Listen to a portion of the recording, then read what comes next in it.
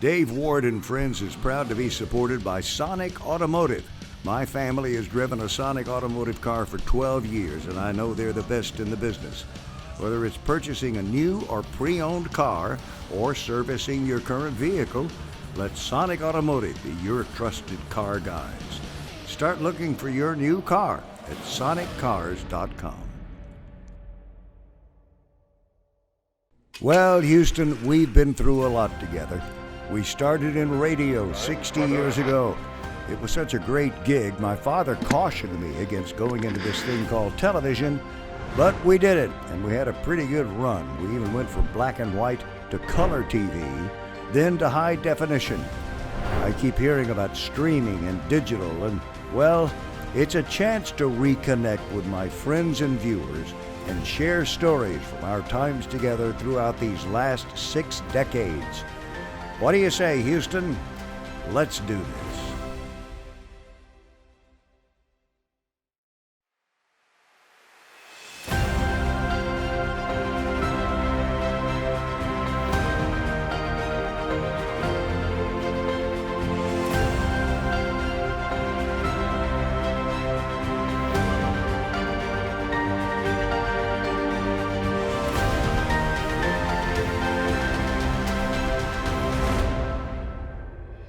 Hello friends, I'm Dave Ward, and thank you for tuning in to Dave Ward and Friends.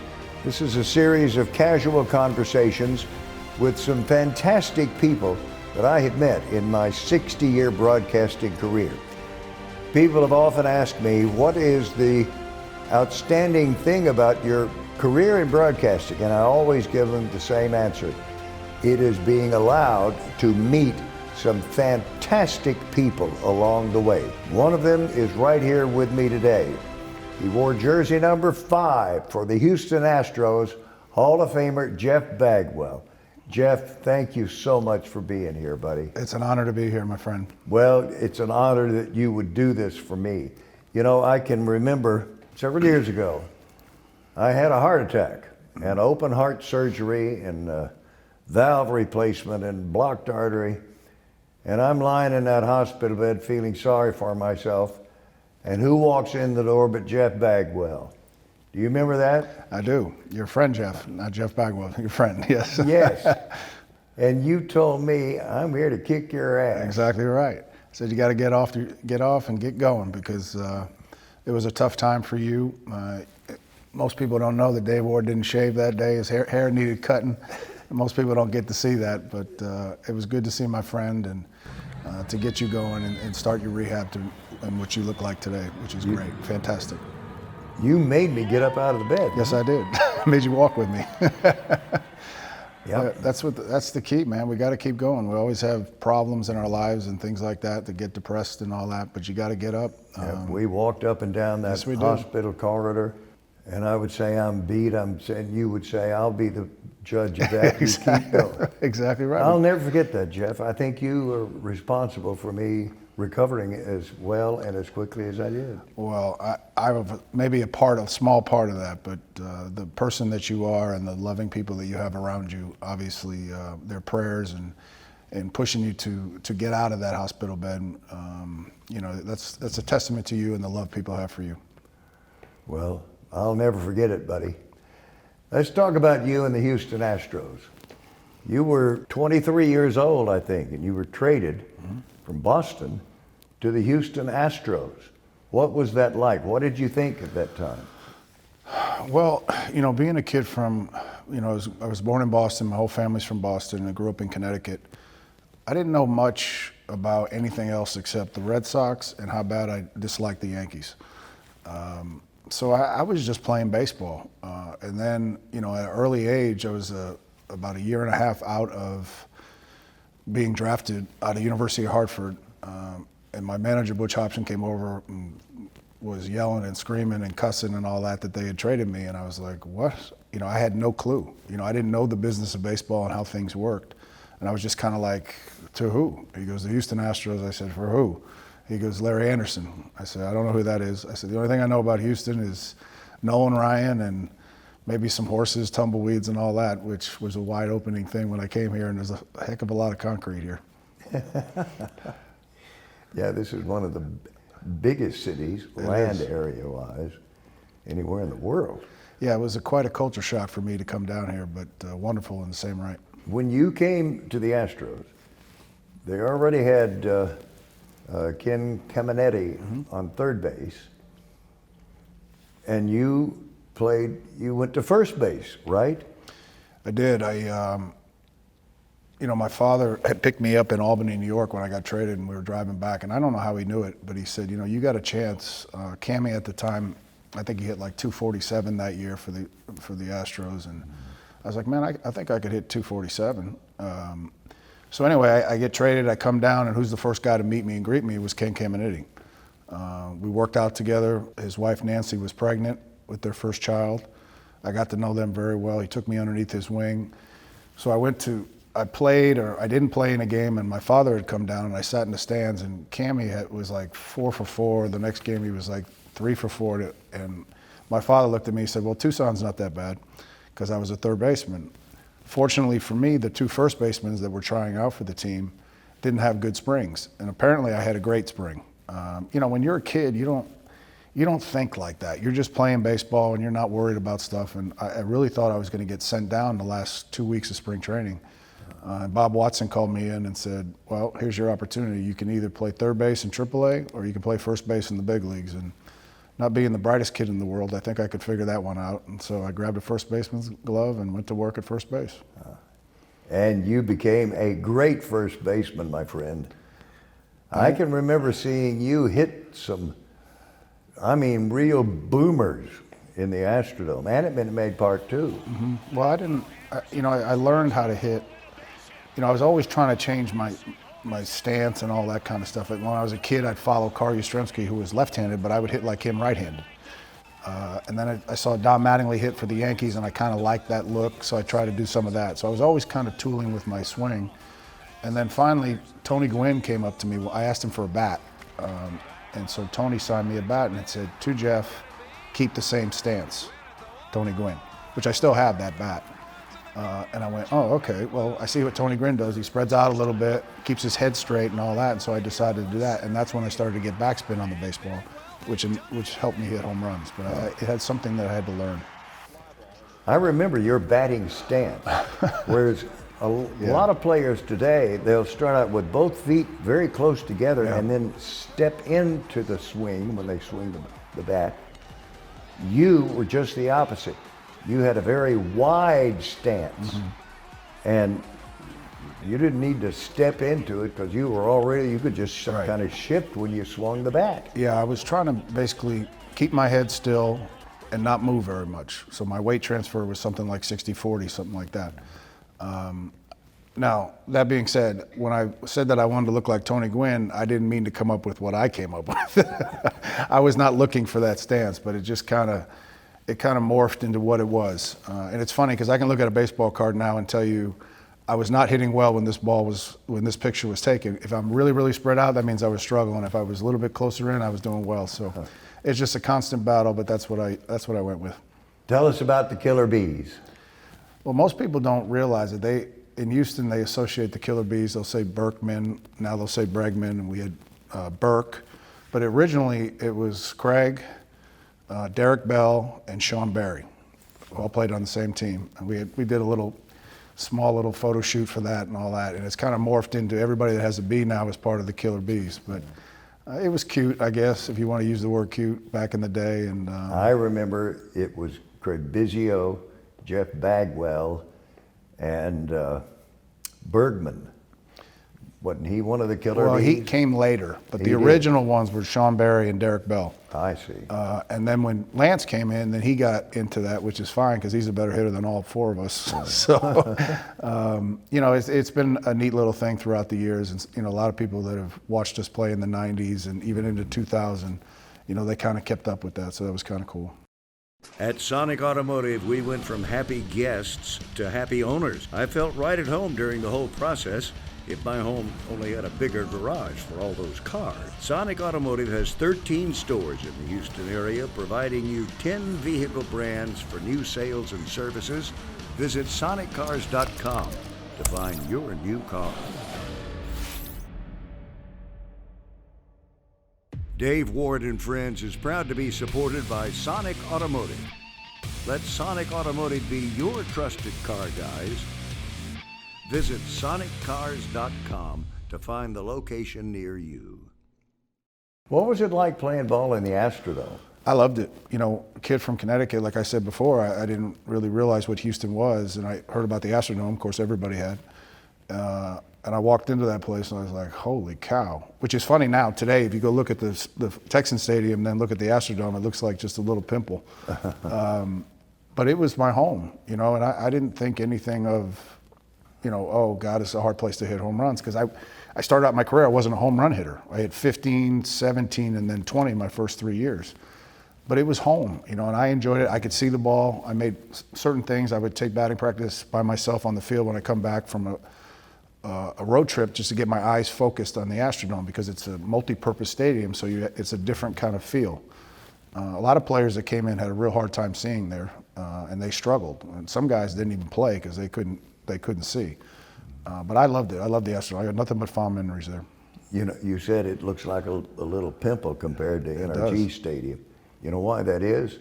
When Judge Roy Hoffines was having the county build the Harris County Dome Stadium, which is its official name, he had them dig this huge hole in the ground. Right. The playing surface is actually 40, 50 feet below ground. It is. Because the judge had the feeling that fans, when they came to the ballpark, would feel like their seats were worth more if they were able to walk down to them instead of having to climb to go up to them. It makes a lot of sense if you think about it. If you've ever sit in the upper deck of any stadium, it's a long walk. Yeah. So you kind of split the difference there. That makes a lot of sense. That's good vision by Judge. Well, when the Astrodome first opened, it was the luxury baseball park anywhere in the country. You could play baseball indoors. You didn't have to worry about rain, and you didn't have to worry about mosquitoes. You're right. And, you know, I listened to the stories of the Colt 45s and playing in that heat with the mosquitoes. That'll take a toll on you. And, you know, kind of Arlington is kind of the similar. You haven't seen the Rangers, you know, win a World Series, or generally they're not, you know, they can wear down. You know, you start playing in that heat every single day. It gets hot, you know, and you got to play in other cities like St. Louis or Cincinnati in the summer, come back to Houston and play in that heat, you'd be in trouble. But with us, we knew that we had 70 degrees, 72 degrees. We knew we were going to play every day. Your schedule was on, so it was perfect for us. Yep. I can remember in 2017, you were sitting next to me on my couch at my house, and you told me the Astros are going to win the World Series. Good team. And the reason being that, but with all their talent they had more than that. They had something that to this day, even now, where you find every single teammate pulls for the other teammate. It's very rare in baseball or any sport, because you got your superstars, and you got your guys, your extra guys and stuff like that. But to get all of them going together in the same direction and truly loving each other as teammates is something that was just different. And they just had something special there. And they had a great manager in A.J. Hinch, great players. It was just their time. Well, they were. And then came the sign stealing scandal. Tell me about that. Well, that came to news to me just as like it did anybody else. You know, I had known the players. I wasn't that involved in 17 as I was later in 18, 19, and 2000. But it was news to me. And then when it all came down in January 11th or 12th or something like that, they had that whole thing come down where Jeff and AJ got fired and suspended and all that. I was shocked. You know, and to be honest with you, you know, I was disappointed like most. You know, I truly believe that a lot of teams were doing the same thing. We just chose the wrong way to get the signals out. It wasn't thought out very well how they were doing. I mean, people have been stealing signs forever. Since the game started. Yes, you know, you got claps, you got whistles, you got all that, your last name, your first name, stuff like that. But we decided to bang on trash cans, so that was a tough deal for us. That being said, that happened in 19, where we found out. The guys, man, they were in the ALCS in 18. They were in the World Series in 19. They're in the ALCS again. I'm proud of them. They came back, stuck their chests out, because they're too good for any of this stuff, and they're just great players. And it's an unfortunate thing for the Astros and for baseball, really. We've been friends for a number of years, and for the life of me, I cannot remember where we met. Oh, God. Me neither. Both you and I have met a lot of people in our lives. Oh, yeah. It probably was at a charity event. I'm sure it probably was, yeah, and we've been friends ever since. Yep. Yeah. I kind of like you, Guy. I kind of like you a lot, too. I do remember you coming to my house for, I think it was one of my birthdays, and you had your boots on. Yeah. I had my house shoes on. You walked into the den and you looked at me and you said, "Where are your boots?" Exactly. Yeah, I wear these boots for Dave Ward, but every time I see Dave Ward, I got to have boots on. I should have had my boots on I know, today. but I always remember that. That's always our one thing. Yep, you made me go upstairs and put on my damn boots to come back. Yeah, that was how rude. What a bad friend. But I always associate it. If I'm going to see you, I know I have to have my boots on. Tell me, what's your opinion of Dusty Baker? I love him. True story is, back in 2000, when the Astros came to me and wanted me to sign an extension, I was like, I don't think the Astros are going to be able to pay me. So my thoughts were, okay, so if I'm not going to be with the Astros, where am I going to be? My thought was, okay, I could go back to Boston, because they didn't have a first baseman at the time. And my second choice was to go to play for the Giants because of Dusty Baker. I've always respected him. Everything about him I like. And the more I've gotten to know him now as our manager, he was just the perfect guy for the job. Coming off the sign-stealing deal. Dusty's been in the game 50 years. He was on deck when Hank Aaron hit his 715th home run. He's seen a lot. And in life, he's seen a lot. So he was a perfect guy, from the media to the players, to get kind of the in-between and try and get the players to focus on playing, and yet still having all the knowledge that he has in baseball. He was just the perfect guy for this job. Looking back on it now, on your career, did you ever imagine playing an entire 15-year major league career with one team and then representing that team in the Baseball Hall of Fame? I don't think, there's a lot of guys that, they talk and they say, I always wanted to be a Hall of Famer when I was a kid and all that. I mean, I never thought like that. I mean, I never, my biggest thing, I had one scholarship to go play in college. I was a good high school player, better than average, not great. I was never going to get drafted out of high school. And then to get traded from the team that I loved growing up to a team so far away in Houston, you don't think like that. I just wanted to play, and then this is how it goes as a baseball player. You want to get to the big leagues, you want to stay in the big leagues, you want to make money, and then you want to win. Now, our guys now in 17, when they were in 17, all these young guys, they got it all. They got to win, stay in the big leagues, everything, money, all the kind of stuff, so which was great for them. But to play an entire career with one organization, you have to have a willingness between the player and ownership. And Drayton McClain and Craig and I both made a lot of decisions for us to stay with the same team. It's tough to do that with the way things are in free agency and the market.